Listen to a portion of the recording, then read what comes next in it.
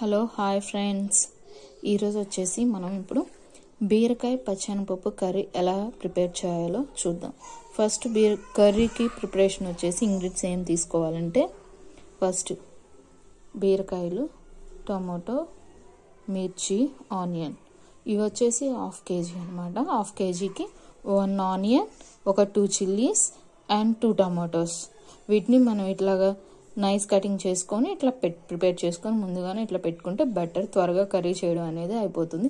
And next కర్రీలోకి పచ్చెనపప్పు కావాలి కదా. ఒక 10 మినిట్స్ ముందు పచ్చెనపప్పుని మనం ఒక 10 మినిట్స్ ముందు ఇట్లా నానపెట్టేసేసుకుంటే మనకి ఇట్లా వచ్చేస్తుంది. అండ్ మీకు పచ్చెనపప్పు తొందరగా నానాలంటే ఒక టిప్ చెప్తాను. హాట్ వాటర్లో పచ్చెనపప్పు కనుక నానపెట్టామంటే తొందరగా నానిపోతాయి. టైం కూడా మనకి సేవ్ అవుతుంది, కర్రీ కూడా త్వరగా అయిపోతుంది. ఇప్పుడు మనం ప్రిపరేషన్లోకి వెళ్ళిపోదాము. ఫస్ట్ స్టవ్ ఆన్ చేసి ఆయిల్ ఇప్పుడు ప్రిపరేషన్ వచ్చేసి మనం స్టవ్ ఆన్ చేసుకొని ఇట్లా ప్యాన్ పెట్టుకొని ఆయిల్ వేసుకుందాం.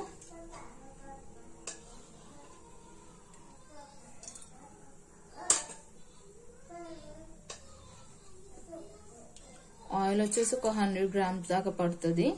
ఆయిల్ వేసుకొని ఆయిల్ హీట్ అయిన దాకా ఉండాలి కొంచెం. ఇప్పుడు మనకి ఆయిల్ హీట్ అయింది. ఆయిల్ హీట్ అయిన తర్వాత మనం సన్నగా కట్ చేసుకున్న మిర్చి వేసుకోవాలి. తర్వాత ఆనియన్స్ కూడా వేసుకోవాలి.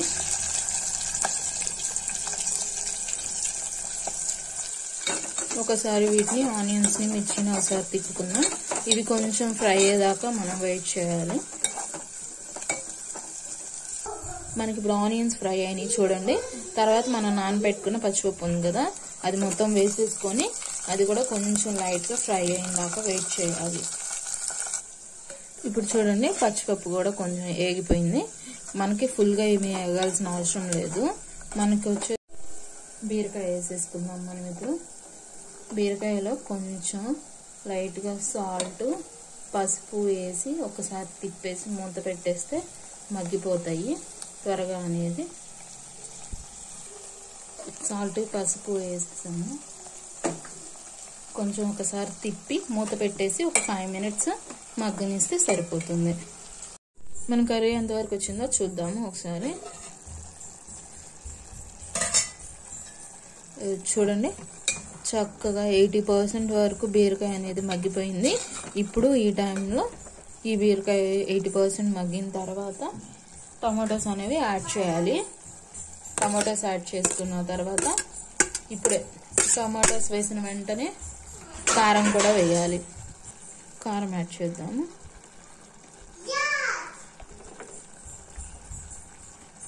కారం వచ్చేసి ఎవరి స్పైసీ లెవెల్ని బట్టి వాళ్ళు వేసుకోవచ్చండి. మేము కొంచెం స్పైసీ ఎక్కువ తింటాం కాబట్టి 2 స్పూన్స్ వేసాను. కారం వేసిన తర్వాత తిప్పకూడదండి. అట్లానే ఒక 2 మినిట్స్ మూత పెట్టేసేసి మగ్గనివ్వాలి. ఒక 2 మినిట్స్ తర్వాత చూద్దాం. చూడండి కారం కూడా మగ్గిపోయింది, బీరకాయలు కూడా మగ్గిపోయినాయి. ఒకసారి తిప్పి కొంచెం వాటర్ యాడ్ చేసుకొని ఒక 2 మినిట్స్ మీడియం ఫ్లేమ్లో పెట్టి కుక్ చేసుకోవాలి. ఫైనల్లీ మన కర్రీ అయిపోయింది. చూడండి ఆయిల్ అంతా బయటకు ఎట్లా వచ్చిందో, ఇట్లా వస్తే మన కర్రీ ఫినిష్ అయిపోయినట్టు. ఇంకా ఇప్పుడు ఫైనల్లీ కర్రీ అయిపోయింది. చూడండి ఎంత మంచిగా వచ్చిందో కర్రీ. It's very nice.